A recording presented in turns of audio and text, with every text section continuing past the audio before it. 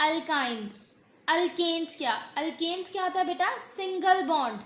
For example मैं methane की बात कर रही हूँ, CH4, जो हम आम घरों में यूज़ करते हैं। चूल्हे पे जो हमारे गैस आती है वो क्या कहलाती है? जो घरों में गैस आती है वो हम क्या यूज़ कर रहे हैं? Methane gas. जो हमारे किचन में चूल्हे में यूज़ हो रही होती है वो क्या कहलाते हैं हमारे पास? मिथेन गैस होती है। वो मिथेन गैस क्या है हमारे पास? अल्केन्स है। अल्केन्स में क्या? सिंगल बॉन्ड अटैच होता है। सिंगल बॉन्ड देखिए C है और ये सिंगल बॉन्ड, अगर मैं बात कर लूँ आपको बना के दिखाती हूँ, सिंगल बॉन्ड C, ये हमारे पास क्या है बेटा? सिंगल बॉन्ड से अटैच है। ये क्या कहलाता है हमारे पास? Single bond. तो अल्केन्स क्या कहलाते हैं? Single bond. अब ये अल्केन्स यानी कि ये अल्केन्स, ये सिंगल बॉन्ड क्या है? इसका फंक्शनल ग्रुप है। अब अल्कीन्स की बात कर ले तो अल्कीन्स क्या है हमारे पास? इसमें डबल बॉन्ड होता है, CH4 यानी कि C2H4 क्या है हमारे पास? ये डबल बॉन्ड शो कर रहा है, तो ये अल्कीन्स कहलाते हैं। अल्काइंस क्या है हमारे पास? जिसमें ट्रिपल बॉन्ड हो। तो ट्रिपल बॉन्ड क्या है? Triple bond is a functional group of alkynes, double bond is a functional group of alkenes, single bond is a functional group of alkanes. Alkanes क्या होते हैं? सिंगल बॉन्ड होते हैं।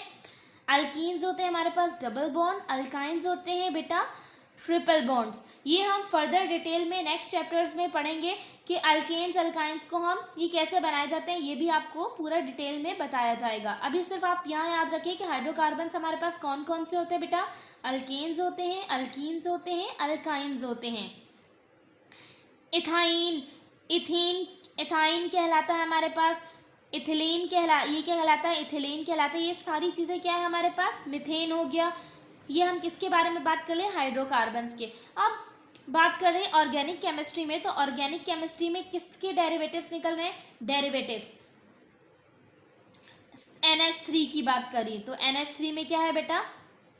अब मैं एक सिंपल सी बात कर रही हूँ, डेरिवेटिव क्या होता है? ये NH3 एक सिंपल सा अमोनिया का मॉलिक्यूल है। ये अमोनिया मॉलिक्यूल है हमारे पास NH3। NH3 को रिप्लेस करा, ये हमारे पास है फ्री रेडिकल। इसको हम क्या बोलते हैं? फ्री रेडिकल है एक हमारे पास CH3। तो ये NH3 को हमने खोल के रख दिया N और इसके सिंगल बॉन्ड से अटैच कर दिया हमारे पास। अब ये H को रिप्लेस करके ये अगर यहाँ पर लग जाए, हम इसको इसमें रिप्लेस करके यहाँ पर अटैच कर दें तो ये हमारे पास इसका चेंज हो जाएगा। ये क्या हमारे पास? अमोनिया है। तो अमोनिया को जब हम ये फ्री रेडिकल CH3 इसके साथ अटैच करवाएंगे तो क्या होगा हमारे पास? Methyl amine. ये पूरा एलिमेंट का नेम चेंज हो जाएगा। क्या कहलाएगा हमारे पास? ये का मिथाइल अमाइन। ये क्या? सिर्फ सिंपल इस H को रिप्लेस करने से हमने कौन सा ग्रुप अटैच कर दिया? फ्री रेडिकल को अटैच कर दिया CH3 को। तो ये क्या कहला गया हमारे पास? Methyl amine. तो ये क्या है? ड्राइव हुआ है। तो ये क्या है? इसका डेरिवेटिव है। ये हाइड्रोकार्बन का डेरिवेटिव है। Clear? Is there any confusion? Next आ जाते हैं। नेक्स्ट है हमारे पास बेटा inorganic chemistry. What is inorganic chemistry? Inorganic chemistry में it is the branch of chemistry. ये भी किसकी ब्रांच है बेटा? केमिस्ट्री की ब्रांच है। In which we study about all the elements and compounds except the carbon and organic compounds. अब inorganic chemistry में हम सारी एलिमेंट्स के बारे में पढ़ते हैं। अब एलिमेंट्स क्या कौन से हो गए? एलिमेंट्स क्या हमारे पास जो एलिमेंट्स डिस्कवर हो चुके हैं, hydrogen, helium, lithium, boron, carbon, nitrogen, oxygen, fluorine, neon, ये सोडियम, मैग्नीशियम, अल्मुनियम, ये सारे क्या है हमारे पास बेटा? एलिमेंट्स के नेम्स हैं। सही है। फॉर एग्जाम्पल अगर मैं एक एलिमेंट्स की बात कर ली हूँ तो Na, सोडियम क्या है? It's a element. जो घरों में हम लोग सॉल्ट यूज़ कर रहे होते हैं, सोडियम क्लोराइड है। सॉल्ट यूज़ हो गया आम नमक, तो वो सोडियम क्लोराइड। अब अगर मैं बात कर रही हूँ सोडियम की, तो सोडियम क्या है? एक एलिमेंट है। कंपाउंड, अब हम कंपाउंड कैसे कंपाउंड फॉर्म करते हैं? ये सोडियम है और अगर मैं सोडियम के साथ क्लोरीन अटैच कर दूँ तो क्या है हमारे पास? Sodium chloride. तो ये सोडियम क्लोराइड क्या है? कंपाउंड है। फॉर एग्जाम्पल ये हाइड्रोजन, हाइड्रोजन है क्या है? एक एलिमेंट है। अगर मैं हाइड्रोजन के साथ यहाँ पर HCl अटैच करूँ तो ये क्या हो जाएगा? Hydrochloric acid.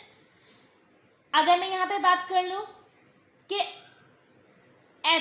H2 है, H2 गैस है हमारे पास, यहाँ पर SO4 अटैच कर दूँ तो H2SO4 क्या है हमारे पास, सल्फ्यूरिक एसिड की बात कर रही हूँ। तो ये सल्फ्यूरिक एसिड क्या है हमारे पास बेटा, ये सल्फ्यूरिक एसिड क्या है बेटा हमारे पास, कंपाउंड है। अब कंपाउंड कैसे बनता है, अब आपको पता होना चाहिए कि जब कभी भी when two elements combine together they form compounds, जब कभी भी दो एलिमेंट्स मिलते हैं, कंबाइन होते हैं, तो वो क्या फॉर्म करते हैं, एक कंपाउंड फॉर्म करते हैं। अब शर्त ये है कि कंपाउंड जब बनते हैं तो एक कैटाइन होता है और एक एनाइन। अब सोडियम क्या है हमारे पास, पॉजिटिव, सोडियम पे कौन सा चार्ज आ जाता है, पॉजिटिव, और क्लोरीन, क्लोरीन पे क्या है, नेगेटिव। जब मैं आपको बेटा मैं आपको एलिमेंट्स का चार्ट भी दिखाऊंगी कि एलिमेंट्स का चार्ट क्या है, उसमें हम एलिमेंट्स पढ़ेंगे तो एलिमेंट्स के बारे में पढ़ेंगे। सोडियम पे क्या होता है हमारे पास, पॉजिटिव चार्ज होता है, तो पॉजिटिव चार्ज ये कहलाता है हमारे पास कैटाइंस। जिस किसी एलिमेंट पे अगर पॉजिटिव चार्ज हो तो वो हमारे पास कहलाता है कैटाइन, और जिस किसी भी एलिमेंट्स पे नेगेटिव चार्ज हो वो हमारे पास क्या कहलाता है, एनाइन। जब कभी भी कैटाइन एनाइन यानी कि दो एलिमेंट्स कंबाइन होंगे तो क्या फॉर्म करेंगे, हमारे पास कंपाउंड फॉर्म करते हैं।